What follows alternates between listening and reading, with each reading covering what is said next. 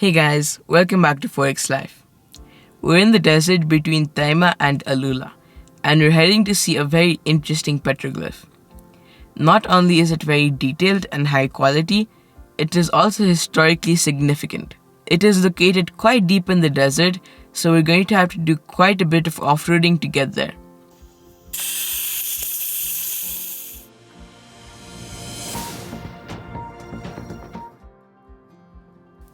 The desert here is very treacherous. It's a mixture of hard rock and soft sand, so it's going to be quite difficult to get there.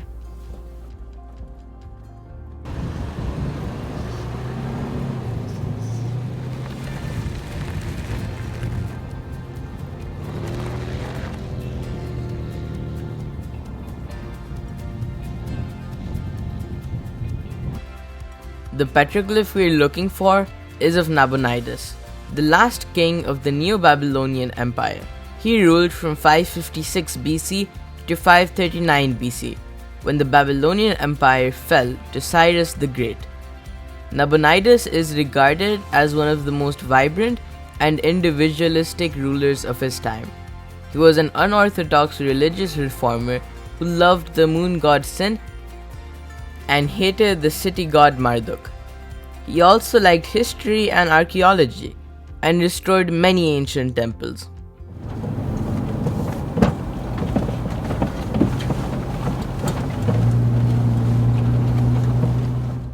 The famous Nabonidus Chronicle was written under the later period of Persian rule.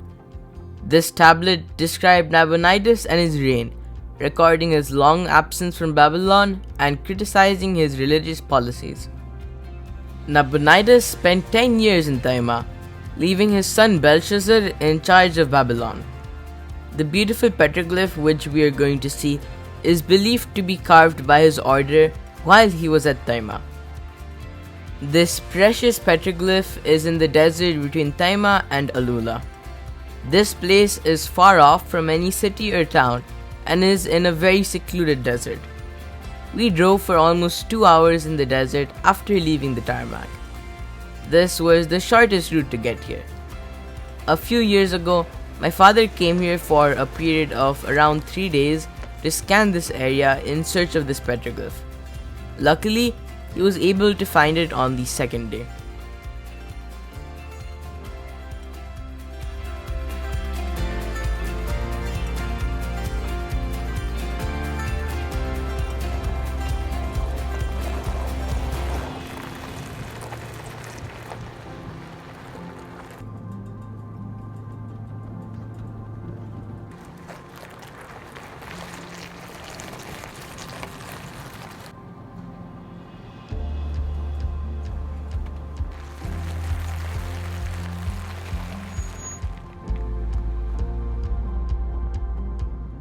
We are at the Horseman of Taima. This is one of the most detailed and high quality carvings I have ever seen in my life. The horse itself is very detailed. If you look at the forelimbs and the hind limbs, you can see that anatomically they are perfectly reproduced. The horse's tail as well as his mane is braided, and he is galloping at full speed. Now if we turn our attention to the rider, we can see that his beard is braided as well, and his hair is streaming out from a war helm.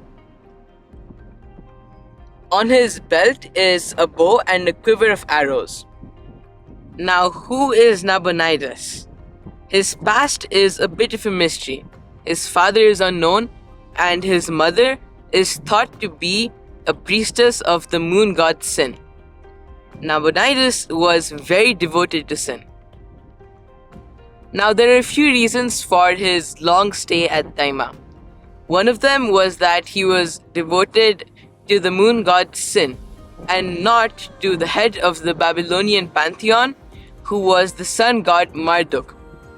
Marduk's priests were not happy at this, and it is thought that Nabonidus left his empire so that he could stay at Taima and worship Sin in peace.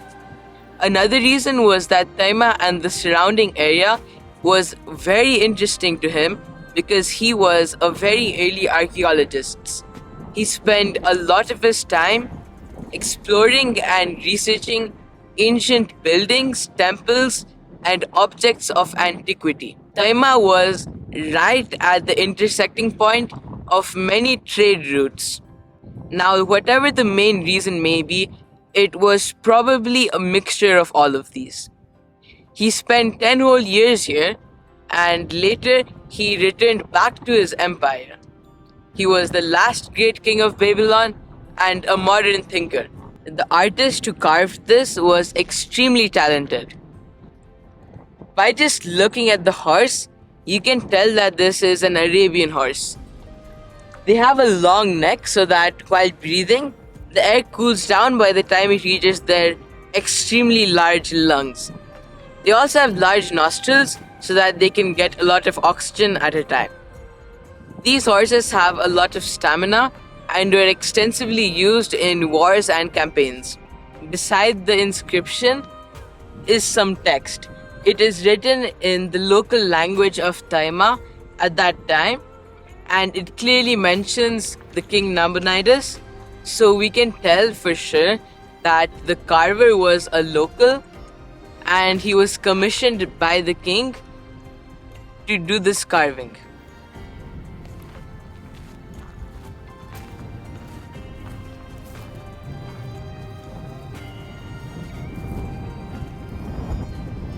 Some distance away, we have a few more petroglyphs of absolutely huge camels, and we also have a few lines of, I think, the same ancient script that we saw at the horseman.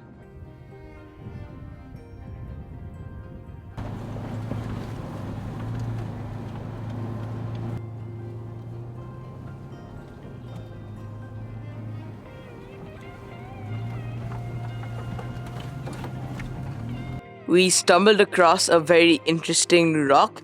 It's completely flat and it is absolutely full of petroglyphs.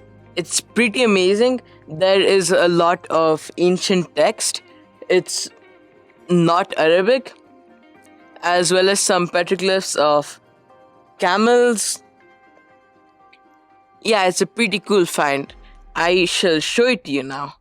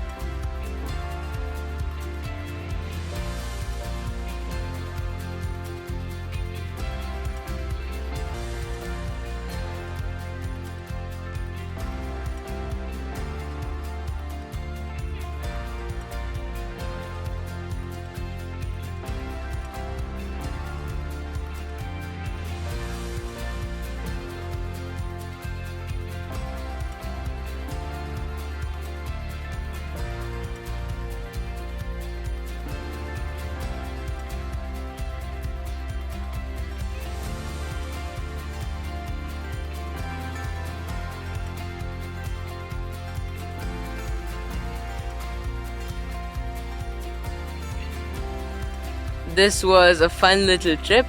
It was a great experience being able to revisit history and being able to share it with you.